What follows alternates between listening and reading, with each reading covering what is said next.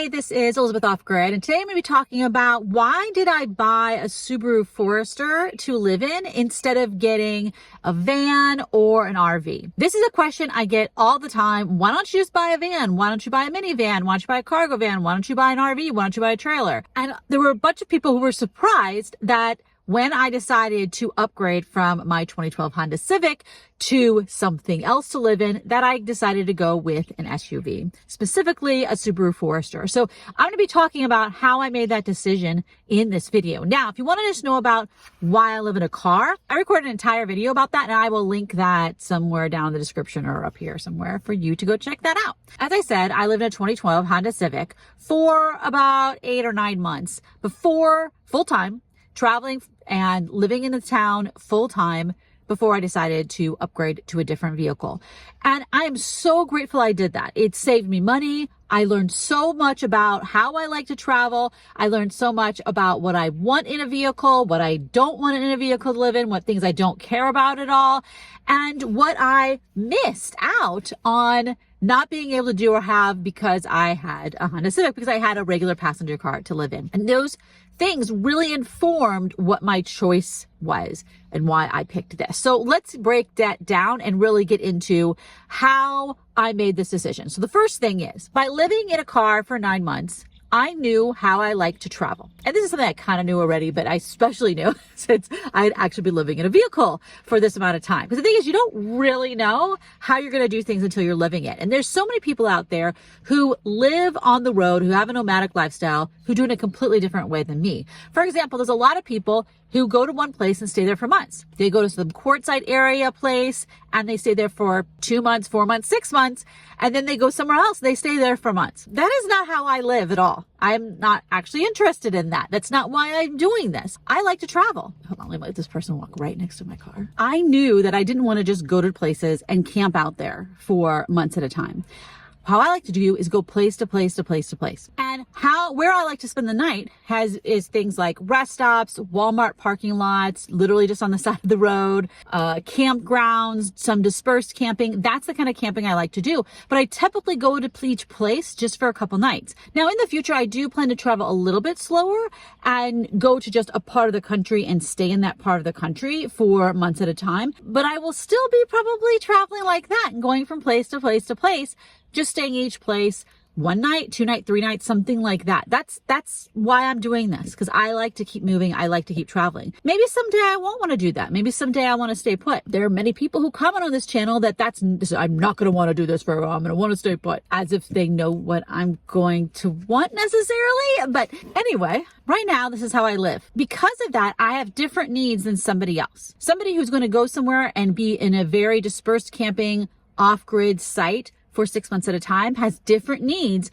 than me, where I'm in town half the time, sleeping on the side of the road. I'm sleeping in rest stops and in Walmart parking lots and stuff. I have different needs than that person who's going into the middle of the desert for 6 months at a time. So that's for thing number one. And so I wanted something that really spoke to my needs instead of somebody else's. Number two, there were many things I loved about living in a Honda Civic, and I wanted to keep those things that I loved. It is stealth. No one thinks you're living in a car. It doesn't look obvious that you're living in a car. If you have one of these cargo vans that has been all modified, if you have an RV, obviously, there's a good chance that someone's living in there.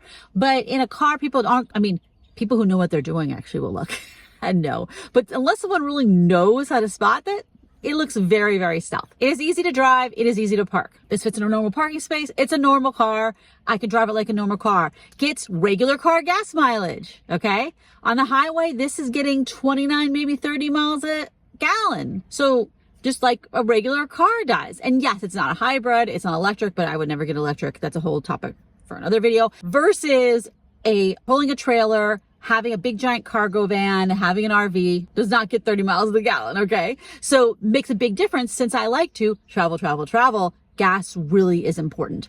Oh, side note on that, there's a big YouTuber, Nomad Introvert, I think, where she has a Class B RV, and she actually bought a Subaru to do traveling in because she wanted to do a lot of miles. She wanted to go all the way up to Alaska and the Yukon, which is a trip that I plan to do in probably year after next, something like that. So the thing is, this is a very logical choice when you are going to be putting on a lot of miles. Another great thing about a car is you can get it fixed anywhere, and you get it fixed at a regular shop. You can go to probably some mechanic in a relatively small town, and they're going to be able to work on a regular gasoline car. Okay. If you have an RV, you have to go to an RV place. If you have a cargo van, you have to go to a place that knows how to work on those types of vans. That's not going to be everywhere. And many times there's a big, long wait because there's not as many places, right? Where if you have a regular car, you have a lot more options besides just the dealers that, for me, Subaru dealers. I can also go to a lot of other places and get my vehicle fixed. I'm not going to say everywhere you're going to know how to work on a Subaru because this does have a different engine than a lot of other engines. But I mean, generally speaking, much more likely than if you have an RV. I know someone who has an RV, my significant other, it's a trailer that they pull with the truck. And the waiting list to have someone work on something for that RV is like months, many times. And it's supposed to just drop the RV off and they'll work on it when they get to it. Like if you live in it full time, that is a big problem. Okay. Unless you're going to do all the work yourself. And so it's very important to think about how you're going to fix this on the road and what the overall maintenance costs are. I mean, RVs need a lot of maintenance, a lot of stuff for you to do yourself, get up on the roof a couple times a year, check all the seals, reseal things. I mean, a lot of stuff. And I don't want any maintenance. I want to just get my oil changed, get my tires rotated. That's it. And I wanted something that was reliable and going to last a long time. Okay. Honda Civic. I mean, my Honda Civic had over 100,000 miles, and yes, it did need some work on it, but really not that big of a deal work. Like someone's going to be able to take that car over and drive it for another 100, 200,000 miles. This vehicle should last 200,000 miles plus, right? So I should be able to put a lot on this and have it still go well as long as I do all the maintenance. Because with Subarus, you actually kind of really do need to do all the maintenance. With a Honda or a Toyota, probably not. It'll probably keep chugging along anyway. A Subaru, you actually do need to. But doing all the maintenance, it should last a long time. And then I also loved being in a smaller space. So many people will comment, don't you want more space? No. I think it's very cozy. I love that I'm forced to be picky about what stuff I'm going to have. I cannot have tons and tons of stuff because only so much stuff fits in here. And yes, I do plan to get a rooftop box, but I don't have it yet. And I'm purposely not getting it yet, partially because I haven't decided what I want, but partially because I want to just live in it like this. That rooftop box isn't going to be my regular things. It's going to be all my kind of gear, backpacking stuff and snowshoes and all these things that I don't use on a regular basis. I might not even keep the box up there all the time. I might sometimes just put it all in my storage unit. So that's gonna be that is wonderful to kind of expand things, but being forced to be picky about the things that you own is a wonderful exercise in having a much more simple life. And I find it to be such a relief to have fewer things that I am in charge of. Like getting rid of all that stuff that was in my old apartment, all the furniture and all those. I mean, what a huge relief. Especially, oh my gosh, the storage unit I got rid of, huge relief. So number 3, what did I miss? So these are the things that I did not have living in a Honda Civic that I wanted for my next vehicle. Number 1, the first big thing is high clearance, all-wheel drive. I went back and forth about do I want all-wheel drive or four-wheel drive. I think it would be really neat to have four-wheel drive. Don't get me wrong. There are so many roads I drove by that I couldn't go on, and a few of them that I went on, and which is why there was a hole in the oil pan. I want to be able to drive on snow easier. And I did drive on snow in the Honda Civic. I had cables for it, but big difference between a regular car with cables versus a higher clearance, all-wheel drive, snow tires, right? But partially because you don't need to put the cables on, at least in California, but also, even though I do have them down there under the passenger seat, but also it's just going to be so much easier. I haven't actually done it yet. That's going to be my next step, is going to be actually driving on dirt roads. I mean, I did a tiny bit, but not very much. Having access to all of my stuff. So in the Honda Civic, it was a regular car. So a lot of my stuff, probably 2/3 of my stuff, more than that, was in the trunk. Okay. Which meant that if I wanted to make a sandwich, if I wanted to access any of those things, I had to get out of the car and go in the trunk, which is not stealth and sucks in the rain. So here I can access all my stuff from inside the have So I can get back there and change clothes. I mean, I'd put window coverings up, change clothes. Obviously I would do that, but I can have to make a sandwich, all those things. And going along with that is being able to cook in the car. All right. And I'm talking about with electricity. I do not use propane or butane or any of that stuff in the car. I'm just cooking with electricity. So the venting is more about getting rid of the kind of humidity coming off of the food versus something from a, safety and you don't die because of carbon monoxide poisoning. But it was difficult to do that in the car because I really just didn't have enough room. And I did it a number of times, but it was incredibly awkward and so different in here. I know it looks like there's not a room here. This is just the pillows are awkwardly piled up because I was getting to something that was underneath my bed. But if I have the pillows actually moved over where they're supposed to go, I can sit right here and cook on top of my cooler. So I'm going to move you all over and you can see there's my cooler, which actually has stuff from cooking sitting on it. I could sit right there and cook and it's great. And now most of the time I don't do that. Most of the time I get outside and I cook sitting on top with the stuff on top of the cooler as my kind of countertop from the outside because it's actually easier because I'm standing and I'm working with stuff at a countertop level. It's actually super great. So kind of a high countertop, but I actually like it even better. Anyway, but I totally can sit there and I can cook any food that I want. I have access to all my food. So good for bad weather, for being stealth. Now, I am glad that this has rails and I can put on the cross rails and put a box up there. I can put solar up there. I have room for expansion.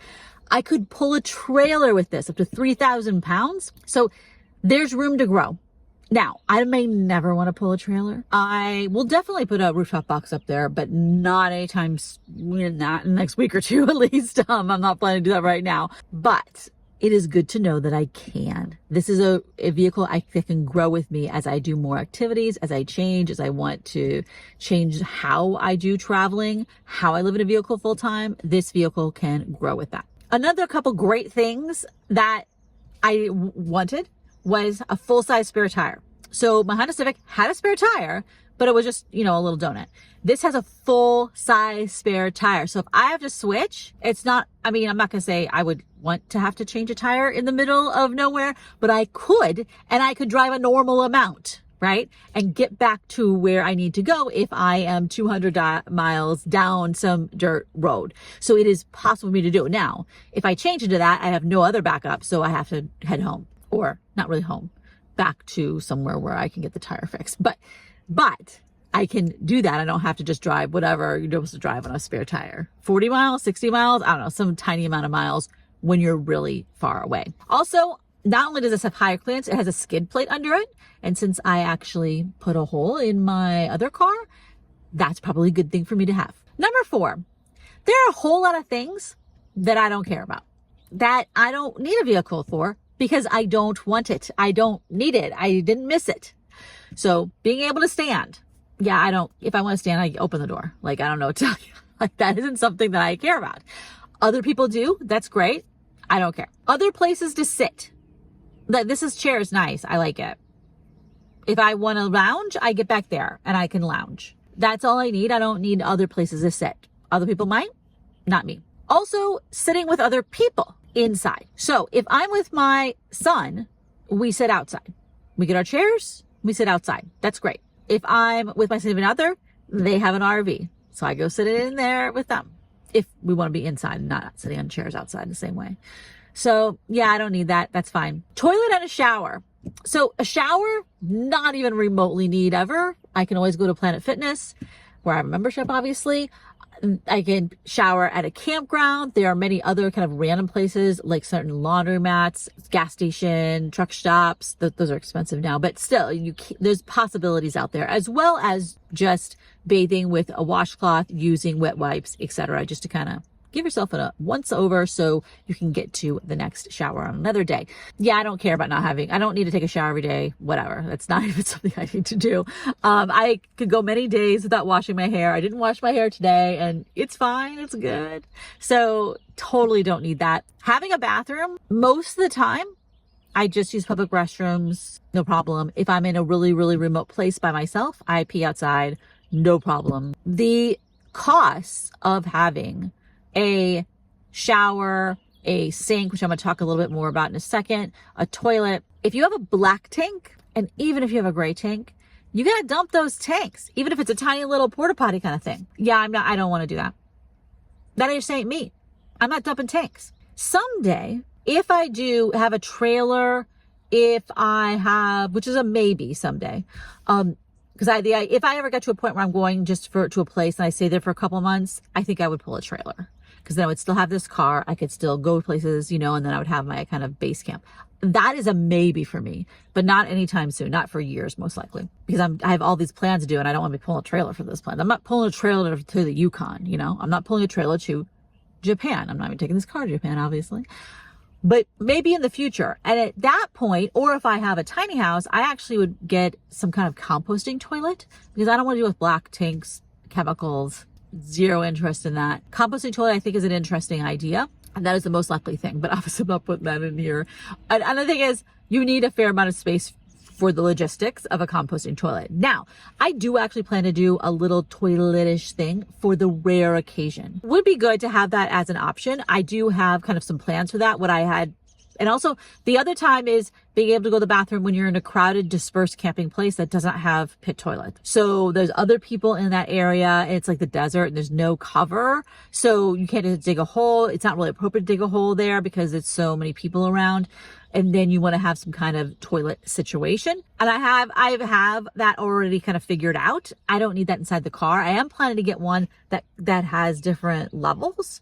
So I could go here, but it's really not something that I need to use on a daily basis or even a weekly basis. Oh, sleeping in a bed with another person. I mean, actually sleeping. So yeah, I don't need that. I'm not going to have a bed for someone else to sleep in on the rare occasion. My significant other does, as I said, has a trailer that has full-size bed in it. It's not huge.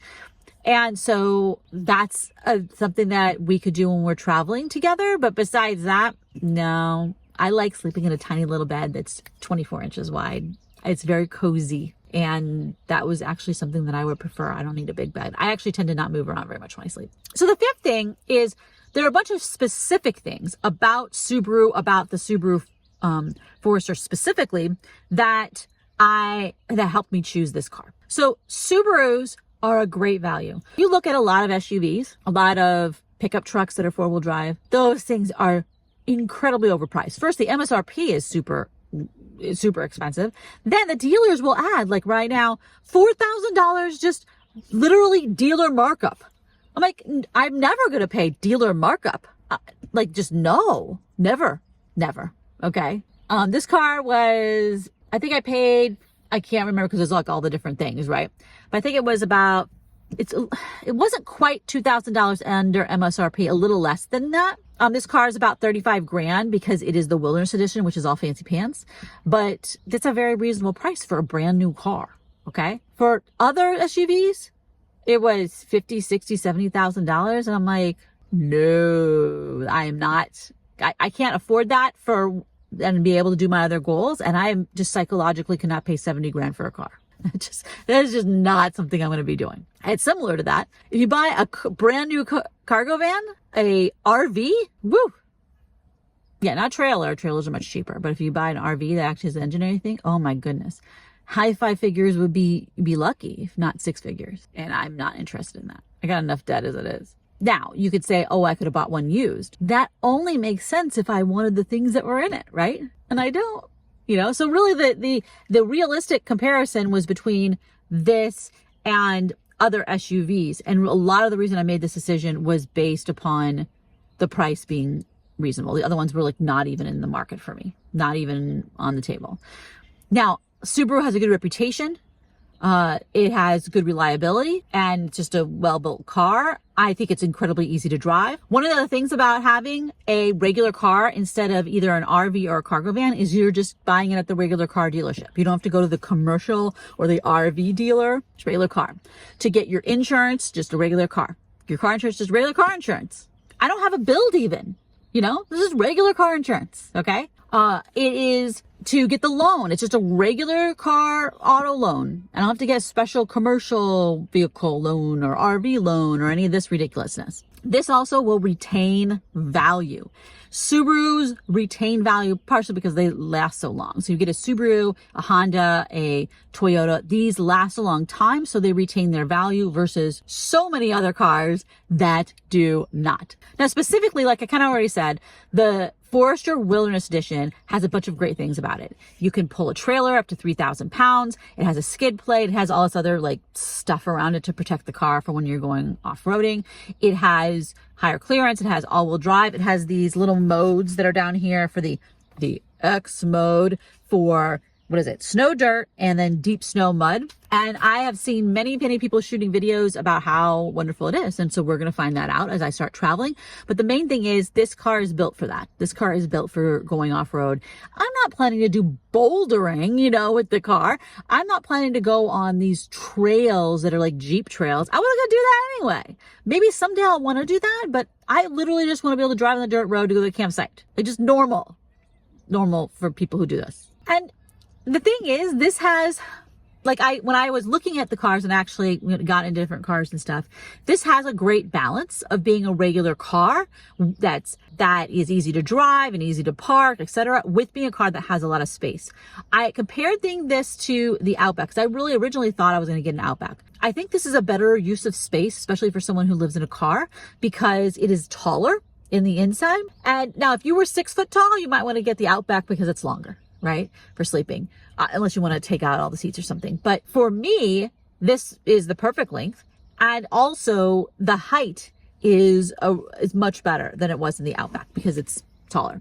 Now I still can't really sit up straight without kind of bending over when I'm back there atop my bed, but I don't know. I think that's just the way it is. So I've only owned this for about a month now. Absolutely still love it. I'm still figuring out all the automatic things. I just got over 1,000 miles, so I haven't actually used the cruise control or any of those kind of features yet. And the cruise control is weirdly complicated and has many buttons, like how I can pace the cars in front of me, and like I could change lanes by just hitting a button, which sounds creepy. And I don't know if I'll ever use that, but it is neat that it has all these features, and I will be exploring that in the future. I don't know if I'll have it on video until I'm good at it, because I think that's a bad idea. Kind of dangerous to be filming at the same time you're figuring out things that your car does at 70 miles an hour. But I am still figuring out all those things. So I 100% am happy with this vehicle, and it is the right vehicle for me. And my takeaway that I want you all to have is that if you're thinking about camping in a car, if you're thinking about living full-time in a vehicle, or even just part-time, yes, watch a gazillion videos, see what all kinds of other people like to do and what works for them. But just because something works for that person doesn't mean it's going to work for you, because we all like to travel differently. We are all just different kinds of people and have different things that we're fine with and things that we dislike. For example, my mom would need a bathroom. That would be a deal breaker. So like for some, I know someone where they need air conditioning. It's a deal breaker. Everybody has different things that are important to them. And for me, I have no tolerance for something that's hard to drive and hard to park, or we have to wait for things to be maintained. No tolerance for that. But other people there just don't care. That's fine. No problem. They'll just, have, like, they have no problem adapting to that. But that's not true for me. And so my recommendation, if you're thinking about living in a vehicle, is to spend a little bit of time in trying to figure out, can you make the current vehicle you have work? Some people can't, and that actually is a really good lesson to learn. And what do you like about it and what do you not like about it? Either camping with that vehicle or even just traveling, road tripping with that vehicle, sleeping in a tent or even a hotel or whatever. What do you love about it and what do you not like about it? And then that way you can adapt your future plans and what you plan to buy based upon that information that is tailored just for you. So again, this is Elizabeth Off Grid. If you want to follow along on my journey of traveling all around in the Subaru Forester, feel free to subscribe. Comment below if you want to just say hi, or if you want to share about why you picked your vehicle for you to live in part-time or full-time or to go camping in. Thumbs up. Talk to you later. Bye-bye.